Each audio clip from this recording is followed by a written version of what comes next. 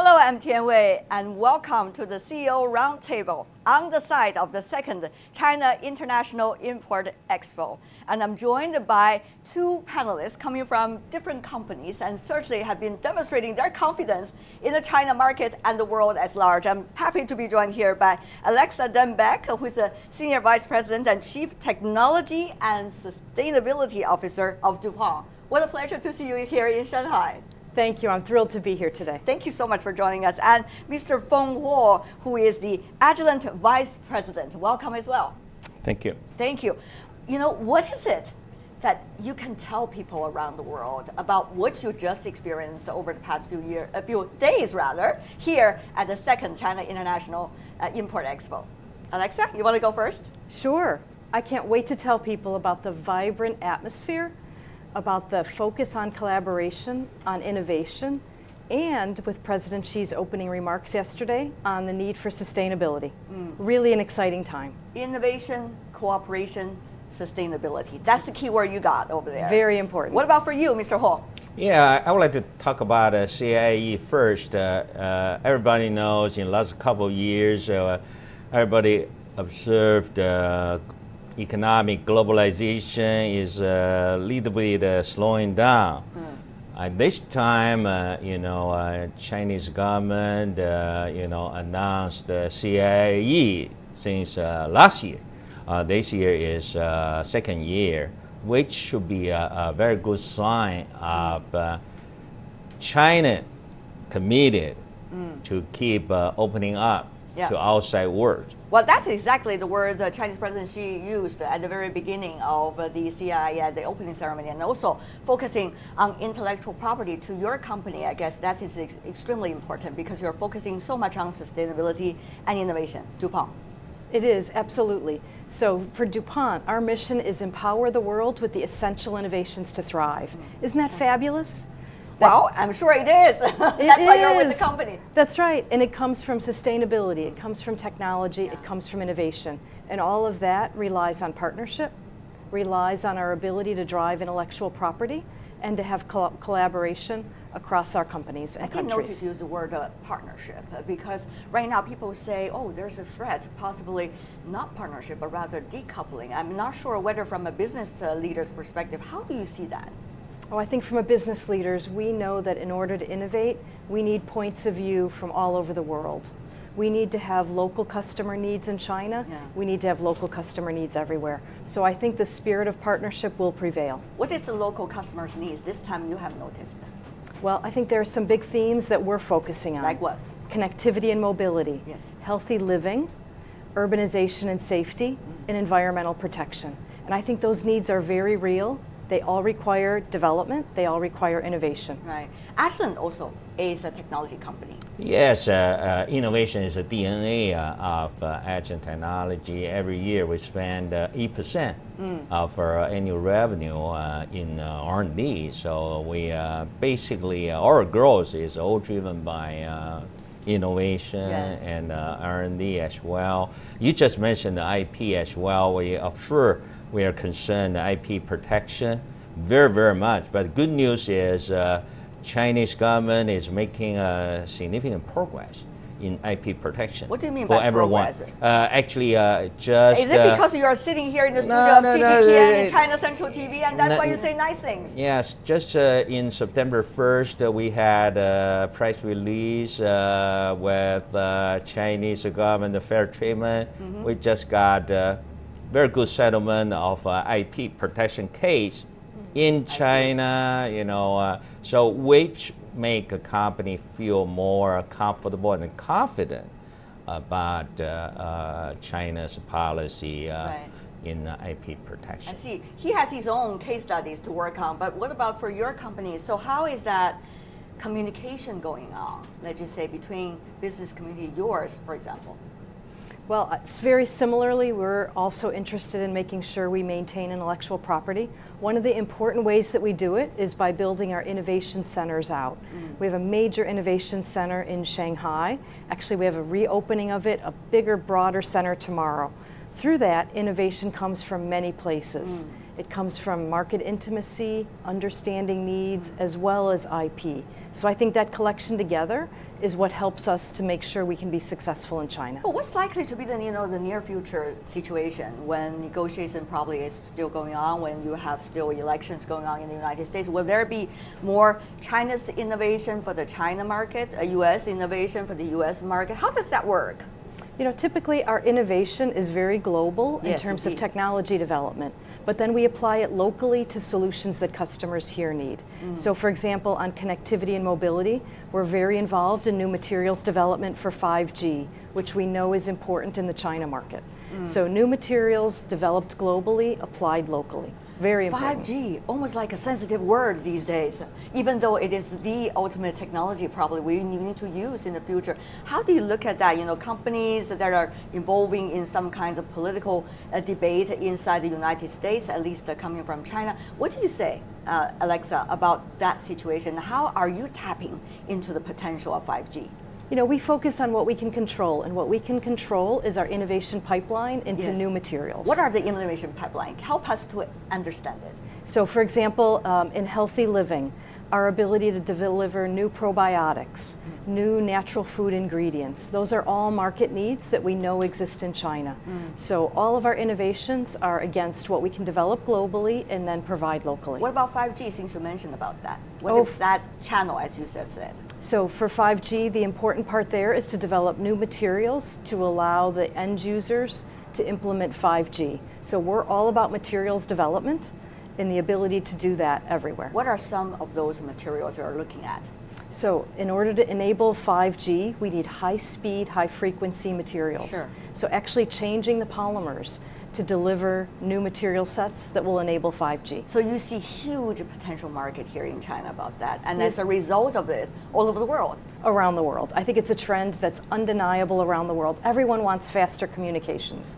I have 3 sons. They all want to download movies more quickly, right? Yeah. Yes, well, they promise with 5G it's going to be very quick. I think it will be. Let's see. And here, in fact, they offer 5G service in this CIIE, the second CIIE, right Yes. here on the site. Did you try it? We have it at our booth. Oh, great. Yes. That's wonderful. I need to visit your booth Please later. come by. We'd love Okay. to have you. Please come by. I'm sure it's going to be fun. What about for you, Mr. Huo? Actually, Agilent doesn't directly participate 5G development or manufacturing, but we are convinced that we will benefit very much from 5G, the technologies, something, because our target customers are all analytical labs customers, life science, labs customer, even diagnostic labs customer. They need a 5G technology to connect them all together. Right. Customer need to connect their equipment, their lab and result Right. from anywhere, anytime, and work all of the data all together. 5G technologies will play a big role to improve human conditions and human life. And we want to benefit from that one. You want to benefit, and Alexa said the same thing. I just don't understand how come the business people are saying what you have just said. Well, some, let's just say, in the capitals are saying exactly the opposite. Didn't they hear your voice? I mean, don't they know what the business need?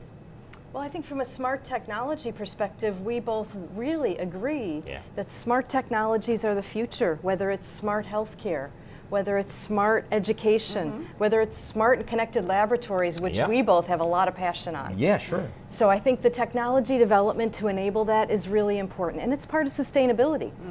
For DuPont, we just launched our new sustainability goals at the show this week.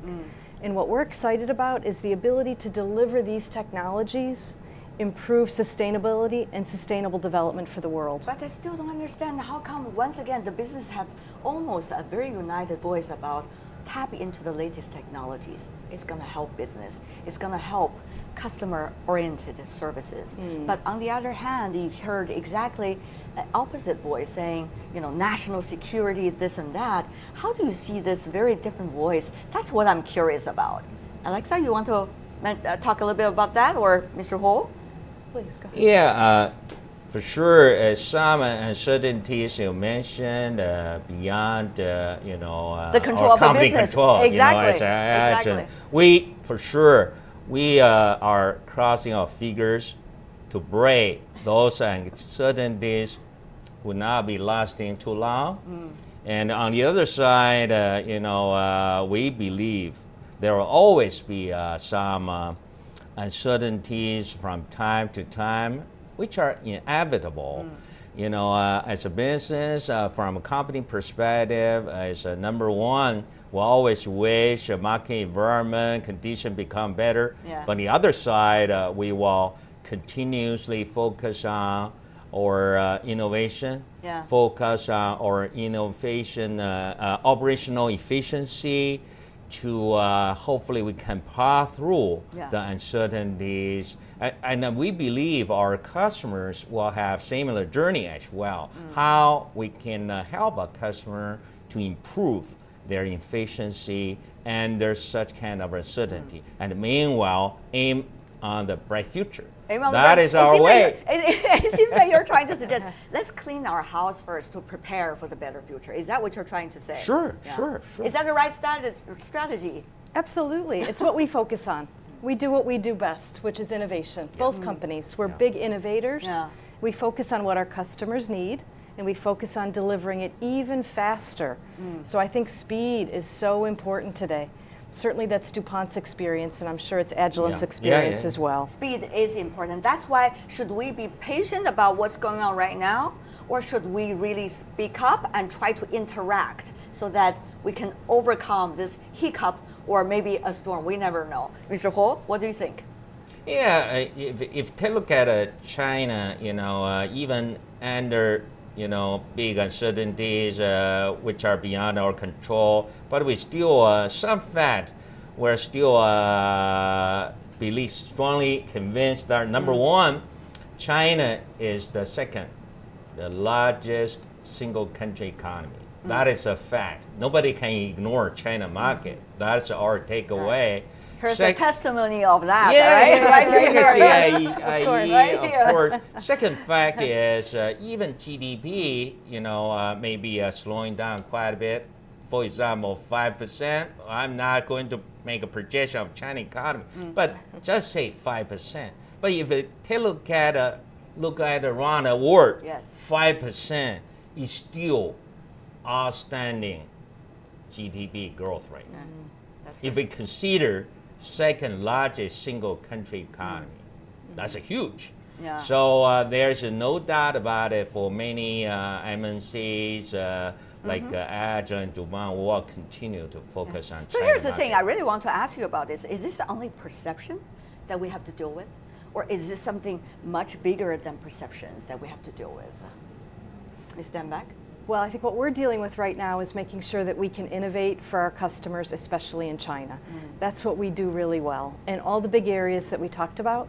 So I think if we can focus on that, regardless of what the GDP is, the real issues, focus on what customers need. That's what gives our scientists energy every day. They wake up saying, what can I do to make sure we can have an impact with our customers? Now I want to ask you about sustainability, because that's one of your key job description, right? If you look at the 2030, which is United Nations SDGs, it's an aspiration. We all know that. There is a huge gap between the realities and the goals. So from a company's perspective, what can you contribute to speed up this process, particularly at a time, as Mr. Huo mentioned, and everybody agree, of uncertainty? We just launched our 2030 goals this week. And our view is they're 10-year goals. They should be bold, they should be aspirational. How bold are they? Tell me about it. They're very bold. So we have them in 3 dimensions. The first is innovation, the second is sustainable operations, and the third is people and well-being. So reducing CO2 emissions by 2030 by 30% and being carbon neutral by 2050. But people will say, well, now the priority should be national security. How come you are still putting sustainability as the top priority? You are mixing things up. And maybe that's not the way to go. For DuPont, our priority is innovation to thrive. And innovation to thrive is absolutely critical for science and technology, and sustainability is part of it.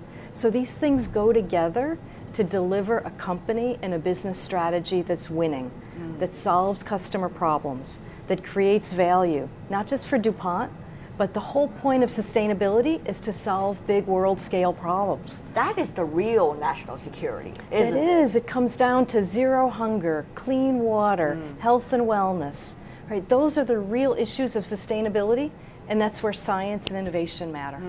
I like the fact that Alexa is trying to say, let's deal with, quote unquote, the real issues. Mr. Huo, for your business, the same? Yeah, pretty much similar. We share same philosophy with two companies. We focus on the making contribution to environmental protection, food safety, and high discovery of new drugs, and also fight cancer, all stuff. All about improving human conditions. So that's we share the same one. That is boundless, and no boundaries should be the worldwide. Regardless of people, they should be treated equally well. That's So our mission. what exactly is the potential of the Chinese market? Of course, we see the Chinese want to incorporate the best from all over the world into their lives. So to what extent do you see the real potential of Chinese consumers? Because that's really the key here. You want to deliver what they exactly desire at exactly the time that they want it. So how does that work for a global business like yours, for such a rising economy and ever-changing market? Mr. Huo, I want you to go first, and then I'll come to you, Ms. Dembek. Yeah, it's number one is consider. I want to reiterate again. Consider China's population. Yes. 1.3 population. But also very billion. diversified. There's so many different Diversified, kinds of aging groups. population, got a huge requirement for healthcare. And the younger generation, about a big assumption, 5G, smartphone technologies, and also a second biggest, single country economy, still big, potential for almost every industry. That is my strong belief. But secondly, as a business leader, we also try to be realistic. China has enjoyed You're showing some faces we are saying trying to be realistic. Yeah, high speed. Okay. I'm lucky guy to got a good experience in last many decades. Right. At least 3 decades. Well, we got some Decades disco high music going double on digit, in the high background, double by the way. digit growth. Okay. That is it is still okay. Even we down to the single digit, then hopefully come back. Even not come back, high single digit growth, still quite a positive growth. We don't need to be pessimistic about that one. We should come with one and live with one and hope for someday can be back high double at least digit. the background music right here outside the booth is very upbeat. But to you, Alexa, about that too, what is the reality that we need to deal with, and how can we deliver to the customers what they need at exactly the right time that they need it? I think that's the art of business. And how do you think about that art? I think two things are critical. The first one is It's like PowerPoint, two things. two things. That's it. Just Go two ahead, things. go ahead. I wish they were both easy.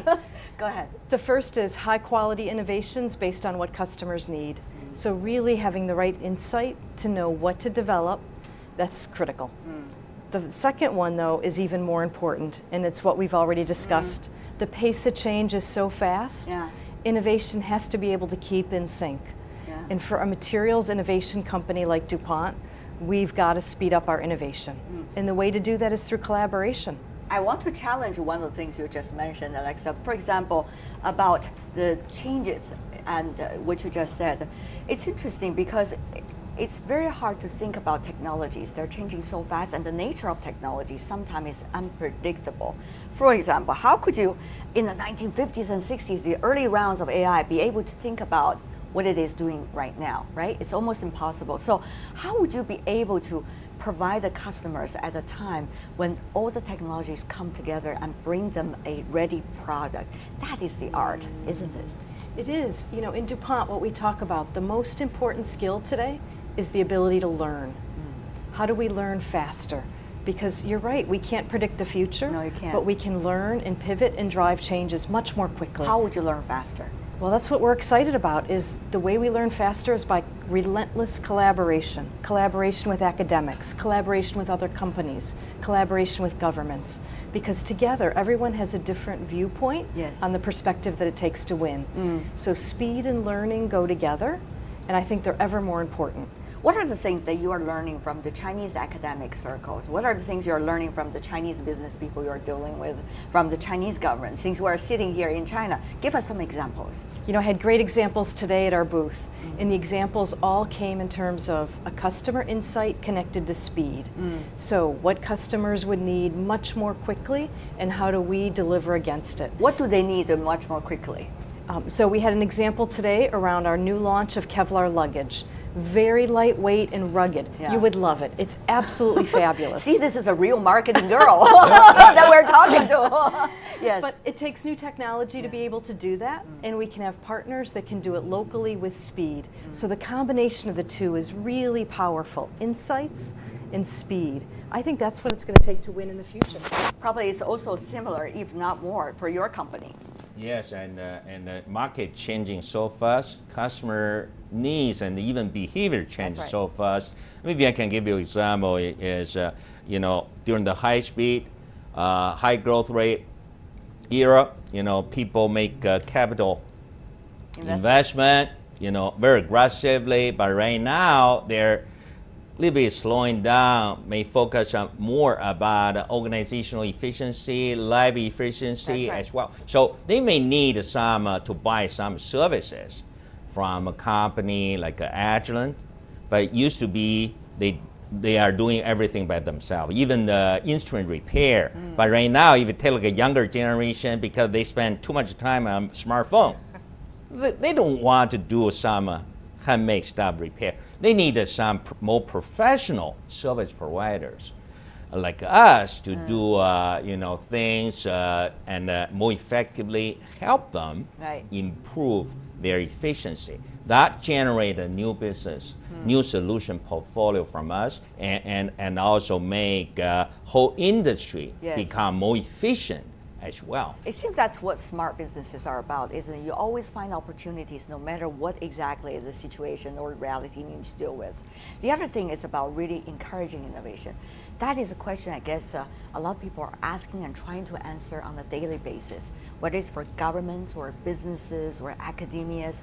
How does that work? What do you think will drive innovation?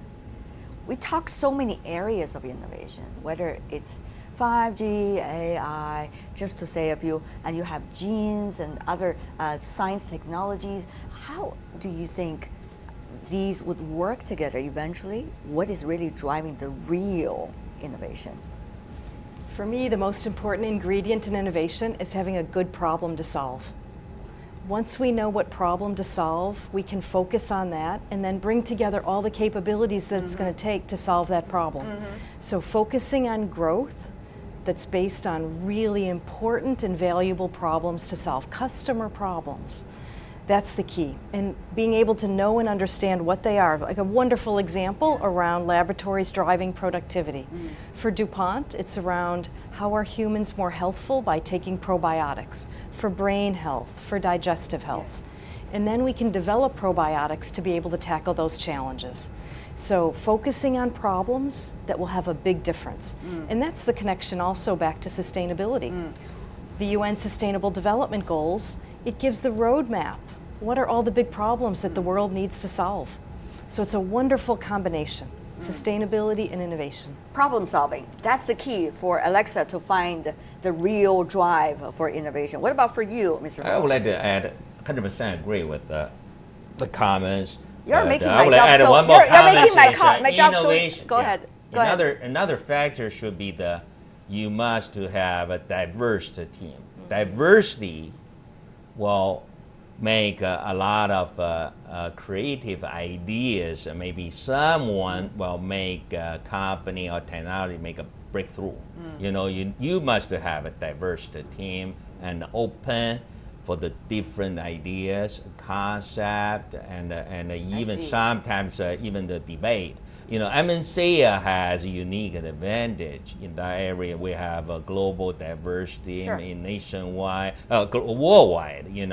People work together, so got a different perspective. I got a quality brainstorming, come up with the idea, and the disciplined collaboration eventually will have to make a true innovation for whatever technology, process, business model. We are here at the Shanghai International Import Expo, the second one this year.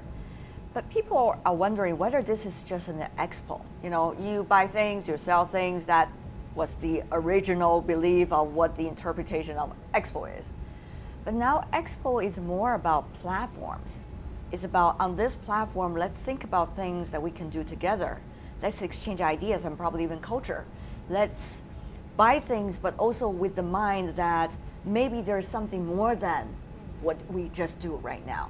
So, Alexa, from your perspective, sustainability, innovation, how do you see platforms like Expo, this one particularly, in terms of serving more than just simple buy and simple sell? I think platforms make these discussions strategic.